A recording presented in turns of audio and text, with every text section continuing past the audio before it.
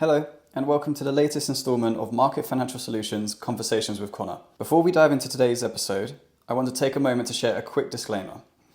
Market Financial Solutions are a bridging loan and buy-to-let mortgage provider and are not legal, financial, investment, or tax advisors. This document is for informational purposes only and does not and should not be considered to constitute legal, financial, investment, or tax advice, or be relied upon by any person to make a legal, financial, investment, or tax decision. Therefore, investors are encouraged to seek appropriate professional advice. The opinions and views expressed in this episode are personal to the host and may not reflect the views of Market Financial Solutions. Now let's get started. We made it. The end of 2025 is in sight, and I'm sure for many of you, you will be happy to put this year in the rearview mirror. It's been a challenging year, but as this series is always keen to point out, there has been plenty of opportunity too. Despite wider sentiments, news in the property market isn't always bad, or at the very least, the outcomes we get are rarely as apocalyptic as we fear. To remind you of that fact, I thought I'd take a look back at what I think were some of the most important or noteworthy news points of this year. So much has happened that I'm sure you've forgotten many of 2025's headlines. I know I did. Preparing this update was a pleasant eye-opener for me. There is always a way forward in the property market, regardless of what's going on in the wider economy. I'd like listeners to keep in mind throughout this episode that regardless of all the points I raise, and the countless others that I don't, average property prices hit record highs this year, at least according to Halifax, and rental yields are sitting at a decade high. As we kicked off 2025, the main property news stories revolved around forecasting the year ahead. We started off on an optimistic note, with commentators believing we were shifting from a seller's market towards a buyer's market. Indeed, mortgage approvals were holding steady, and Savills believed the UK commercial market would face less uncertainty this year. The UK property market was also proving tempting for international investors and businesses. A survey from PwC, released earlier on in the year, revealed that Global Chief Executives ranks the UK the second most important market for international investment, beaten only by America. That was our highest ranking in nearly 30 years. As we moved into February, more uplifting results came out. Further analysis from Savills showed that the total value of all homes across the UK topped 9 trillion for the first time in the prior year, in 2024. That's roughly 3.5 times the size of the country's economy. The government also unveiled plans to modernise home buying and selling to save people time and money with digitised data sharing. Currently, the state is still consulting on these plans, and we may see implementation in 2026. March was a particularly big month for the property market. It emerged that more than 6 in 10 UK mortgage brokers relied on specialist lenders to secure financing for their complex cases. At the same time, Housing Minister Matthew Pennycook vowed to end the leasehold system in England and Wales before the end of this parliament, and that would affect about 5 million homes in England alone. But the main focus point of this month was the spring statement.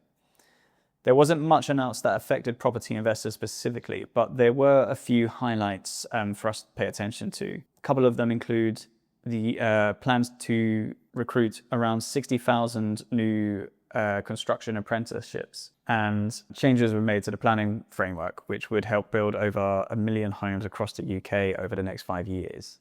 That was the plan anyway. April, I'd argue, was completely dominated by Trump and what was going on in America. The 2nd of April was dubbed Liberation Day in the States, and the president unleashed a raft of reciprocal tariffs on the world stage. This single event dominated the headlines for weeks, and it was almost hard to find any news pieces which weren't focused on it. Nevertheless, a few property pieces that slipped under the radar did catch my eye, including the news that analysis from the estate agency John Minnis showed that 25 to 34-year-olds were opting to invest in property to build their wealth, as opposed to purchasing homes to live in. And meanwhile, a Brickflow Market Watch report found that bridging loan searches increased by 44% in the first quarter of 2025. As we approach the sunnier months, property investors seem to get more organised. Likely to counteract rising costs and admin, the Q1 2025 Landlord Trends report from Pegasus Insight found that 66% of landlord-owned properties were held in limited companies, and that's up from 36% in 2020. Many more investors were probably spurred into getting organised following Rachel Reeve's spending review. Released in June, many property investors may have been nervous about what the government may have had in store for the private sector. But in the end, the only major property-related announcement was that £39 billion had been earmarked for social housing.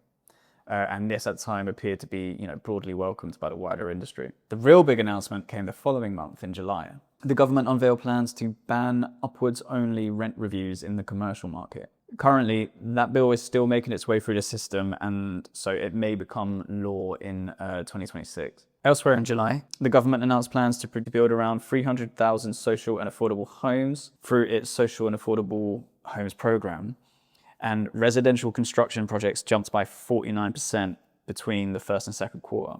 The motivation was there, and some of our biggest house builders also agreed to pay a total of £100 million towards affordable housing programs.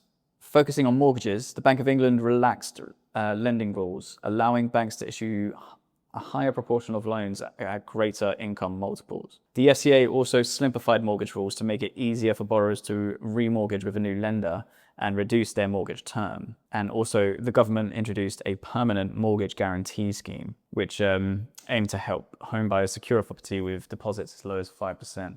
August, I feel, was relatively quiet, but analysis from Colliers evaluated major towns and cities across the UK and named the best locations for real estate investment. Specifically, it analysed the locations' economic, R&D, livability, environmental, and, of course, property-related credentials. And London took the top spot. For the first time, it started this analysis back in 2021. Shenfield in Essex topped the list for commutes under 30 minutes, and it's worth keeping the commuter belt in mind for any future investments, given that nearly half of companies told the British Chambers of Commerce their staff would spend all working days on site in the year ahead. In September, as we started to approach the autumn, there was a 14% increase in lending to first-time buyers, while research from Pegasus Insight suggested that a flood of renters were preparing to move into home ownership. A good chunk researched the affordability of buying a property, and many actively saved for a deposit. You have to wonder, could 2026 be their year? Among landlords, we continue to see them adapt to the realities of the market as they continue to invest in via limited companies. Specifically, Pegasus Insight found that the number of assets held via a limited company by landlords more than doubled from 36% in Q1 2020 to 74% in Q2 2025. In October, it emerged that millennials were projected to establish just over 33,000 buy-to-let companies by the end of this year, and that would mark a 142% increase on 2020. For the first time, they made up half of all new shareholders in buy-to-let companies across England and Wales. And also, first-time mortgage applications had risen by 11% since the start of the year. The market at large is increasingly driven by younger generations, it seems. Finally, we reached November and the autumn budget. I'm sure it's still fresh in your memory, but there were just two main announcements that will directly affect brokers and their property investors. A quote-unquote mansion tax will be levied on properties valued over £2 million, which is technically a council tax surcharge, and the rates of income tax paid on rental income will rise by 2%. The market will inevitably react to this in the new year, as it will to the announcement of the first tranche of Renters' Rights Act rules, which were revealed to come into play from May next year. There is a lot we'll need to prepare for next year, but rest assured, we'll be ready for any eventualities. We at Market Financial Solutions are excited to support you and your clients in the new year. But until then, we hope you enjoy the festive season and take some well-deserved rest. We'll see you in 2026. Thank you. If you enjoyed this episode, don't forget to subscribe, like, and share. You can access our previous episodes in all the usual places, as well as on our website at www.mfsuk.com/podcast. See you next time.